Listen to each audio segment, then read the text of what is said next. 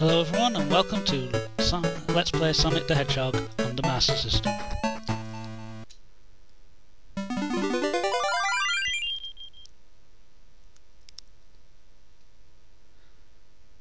Now this was the first game that I played back on the, first game I owned back when I got my Master System for Christmas in 1992 I believe. The first game I played was Sonic 1 on the Mega Drive, but that was my brother-in-law's Mega Drive. This one was the first one I owned because my mum got me because my brother-in-law was moving, his sister was moving out, and I would have been without a console to play games on, so then she couldn't afford to get me a Mega Drive, so she got me this. Still quite a good game. I like the way that games differed on the Master System to Mega Drive, so you had an actual different game to play rather than just a port with lesser graphics. I mean, graphics aren't too bad to say it's only an 8-bit console if you compare it to like the first Mario Bros, which I mean the Mario Bros graphics improved over the years, but this was pretty nice. They've captured the essence of Green Hill Zone that I had on the Mega Drive version, but obviously the backgrounds don't look as nice, but you know, what do you expect for an 8-bit console? There's one thing you can do here is if you put your feet half stuck out like that, it'll carry you across without you having to jump on. That's the way I used to do it all the time when I was little and found it hard to coordinate, I think, and I should have enough for a special stage. There we go. Now the special stages in this game aren't for getting the Chaos Emeralds. The Chaos Emeralds are scattered out through the level.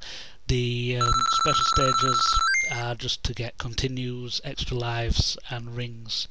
I think they actually base the look of these off of Spring Yard Zone, especially with all the stars in the background, because the working title for Spring Yard Zone on the Mega Drive was Sparkling Zone, and that had lots of stars in the background. And if you look here, it says Sega in rings. Now there is no extra life in this one, but there is an extra life on the subsequent special stages. But you can get an extra life with rings. If you don't, your continue doesn't count if your timer runs out. But I've got enough to for my extra life, and now I can leave. And it's it, man.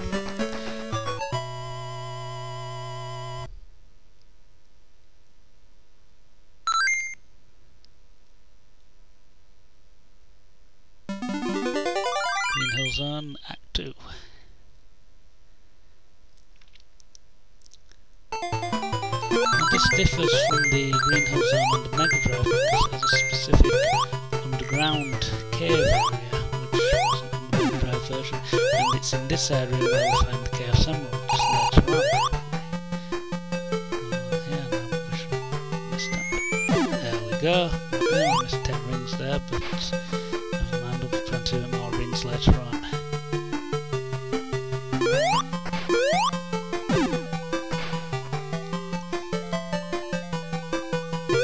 And also this was the only version of Green Hill Zone to feature water, and it's apart from the waterfalls in the background, but actually water you can go, and you can't drown in this water, you can stay in that as long as you like, compared to the water in Labyrinth Zone where you can drown.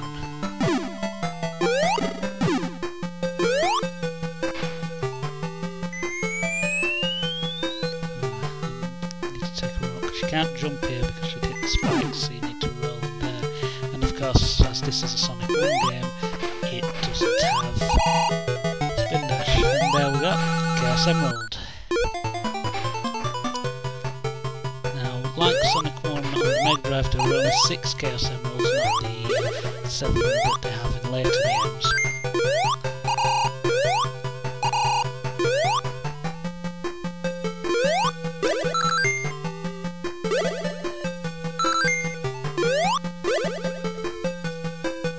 Trying to make sure I've got 50 rings in order to get to the special stage and get more continues, because there's some that's later on, especially with bosses, due to the fact that you have no rings for the bosses, so essentially each boss has to be no hit, or else you die.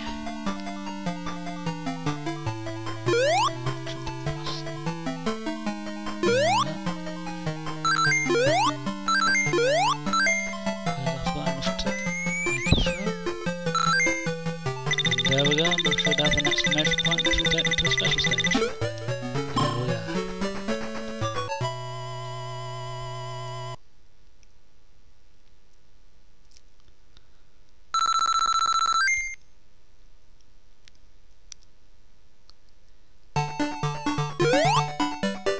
Now there are 4 different types of special stages. Well, there's technically 8, but there's 4 layouts, and the only difference between the last 4 to the first 4 is that they've got extra bumpers in, which makes it a little bit harder for you to get through and to get the key things like special continues and extra lives.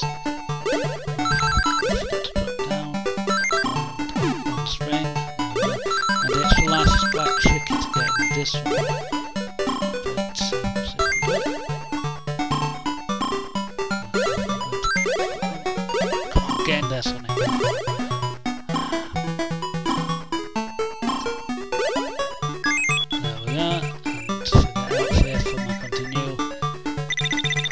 Seconds to spare.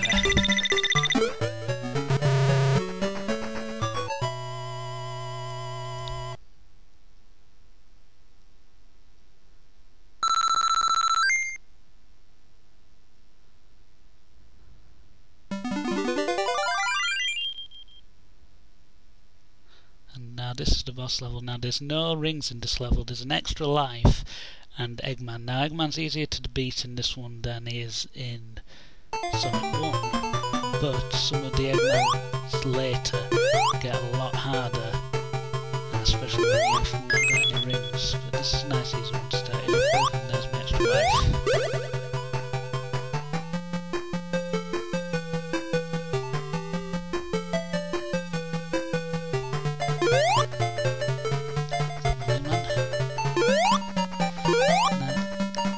Sometimes hit him when he comes on the second pass if you time it just right.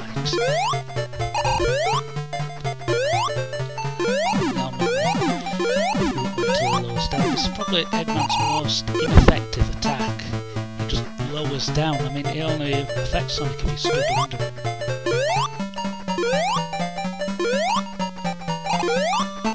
I think Eggman were having an off day when he decided his plan this time.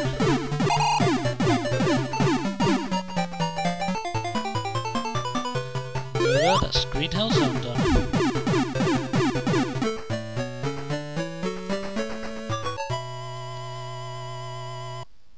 And Flickies and Rabbits saved.